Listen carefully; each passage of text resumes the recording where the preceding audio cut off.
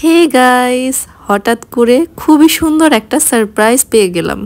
So চলুন ফুল ভিডিওটা দেখি কে আমাকে সারপ্রাইজ দিল আর কেন দিল। সো সেদিন রাহাত হঠাৎ করে এসে আমাকে ফ্লাওয়ার বুকেটা গিফট করে, তাই আমি একটু শকড হয়ে ওকে জিজ্ঞাসা করলাম আজকে কি। পরে ও বলল মনে করে দেখো আজকে কি। আর এই যে দেখুন আমার কি অবস্থা ছিল যখন ও আমাকে ফ্লাওয়ার বুকেটা দিচ্ছিল। বেসিক্যালি তখন আমি একটু কুক করছিলাম, তাই আমার এই অবস্থা ছিল। যাই হোক, ওকে আমি জিজ্ঞাসা করার পর আমার একটুও মনে পড়ছিল না। দেন ও আমাকে বলল আজকে আমাদের এঙ্গেজমেন্ট হয়েছিল, তুমি ভুলে গিয়েছো কিন্তু আমি মনে রেখেছি ঠিকই। গাইস, আসসালামু আলাইকুম everyone. It's me Tanveen Hussain Jessica from Mama's Girl Jessica. Suddenly একটা খুবই সুন্দর সারপ্রাইজ পেয়ে গিয়েছি। আজকে বেসিক্যালি আমাদের এঙ্গেজমেন্ট অ্যানিভার্সারি। ব্যস্ততার কারণে আর আরো কিছু কারণবশত আমি ভুলে গিয়েছিলাম, আমার একদমই মনে নেই। সো রাহাত হঠাৎ করে এসে আমাকে এই ফ্লাওয়ার বুকেটা গিফট করে। ফ্লাওয়ার বুকেটা অনেক বেশি সুন্দর হয়েছে আর সারপ্রাইজটা পেয়ে আমি অনেক বেশি হ্যাপি হয়েছি, কারণ এরকম আনএক্সপেক্টেড গিফট বা সারপ্রাইজ পেতে কারই না ভালো লাগে, তাই না? আর ও আমার জন্য আমার ফেভারিট হট কেক এনেছে। আর thank you so much my dear husband এতটা কেয়ার করার জন্য। এইরকম loving and caring partner I think সবাই এক্সপেক্ট করে। সো আলহামদুলিল্লাহ আমি পেয়েছি। সো আল্লাহর কাছে লাখ লাখ কোটি কোটি শুকরিয়া।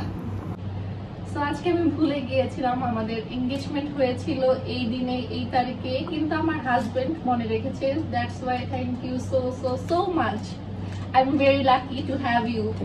দেন আমি কুকিংটা শেষ করে ঝটপট একটু রেডি হয়ে কয়েকটা পিকচার্স ক্লিক করে দেন কেকটা কাট করে নিচ্ছিলাম।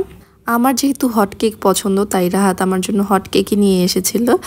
আর কোইন্সিডেন্সলি কি হয়েছে জানেন? সেদিন আমি কেন জানি না ভাবলাম যে না আজকে একটু চাইনিজ আইটেম রান্না করি, হয়তো স্পেশাল ডে উপলক্ষে আল্লাহ পাকও চেয়েছে ভালো কিছু খাই, ভালো কিছু রান্না করি। দ্যাটস ওয়াই হয়তো আমি চাইনিজ আইটেম রান্না করেছিলাম fried rice, sweet and sour chicken and chicken chilli with onion. এইটুকুই ছিল সেদিনের খাওয়া দাওয়া। আর এটা ছিল আরেক দিনের একটা ব্লগ। আমি ভাবছিলাম সন্ধ্যায় কি বানাবো। দেন আমি বানালাম প্রন ডায়নামাইট, বা বলতে পারেন prawn cocktail. So at first আমি 20 থেকে 22টার মতো প্রন ভালো মতো ক্লিন করে ধুয়ে নিয়েছিলাম। এরপর এতে অ্যাড করব পরিমাণ মতো একটু লবণ, সাথে অ্যাড করেছিলাম 1 চা চামচের মতো কালো গোলমরিচের গুঁড়ো, আর সাথে আরও অ্যাড করেছিলাম 1/2 চা চামচের মতো লাল মরিচের গুঁড়ো। দেন অ্যাড করেছি 1 থেকে 2 টেবিল চামচের মতো সয়া সস। এরপর আমি অ্যাড করে দিলাম একটা ডিমটা দেওয়ার পর সব কিছু ভালো মতো মিক্স করে রেখে দিলাম 15 মিনিটের জন্য। আর সাথে আমি কিছু ভেজিটেবল চপ করে রেখেছিলাম, যেমন ক্যাপসিকাম, টমেটো, শসা, বাঁধাকপি। এগুলো আমি জুলিয়ান সাইজে কাট করে নিয়েছিলাম। এরপর একটি প্লেটে আমি নিয়ে নিলাম 1/2 কাপ ময়দা, আর সাথে নিয়ে নিলাম 1/2 কাপ কর্নফ্লাওয়ার। বেসিক্যালি এই আইটেমটার ক্ষেত্রে ময়দা আর কর্নফ্লাওয়ারের কোয়ান্টিটিটা সেম পরিমাণে নিতে হয়।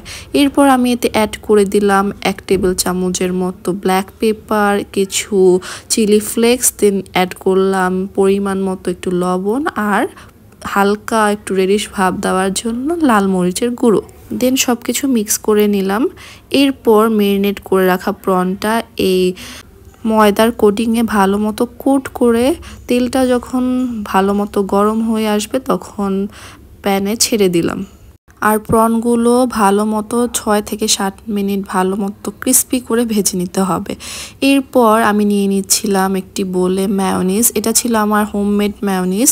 আমি 5 টেবিল স্পুন মায়োনিজ নিয়েছিলাম, 2 টেবিল স্পুনের মতো টমেটো কেচাপ অ্যান্ড 1 টিস্পুনের মতো সুইট অ্যান্ড সাওয়ার সস নিয়ে ভালো মতো মিক্সড করে নিচ্ছিলাম। সো এখানে রেডি হয়ে গেল আমার ককটেল সসটা।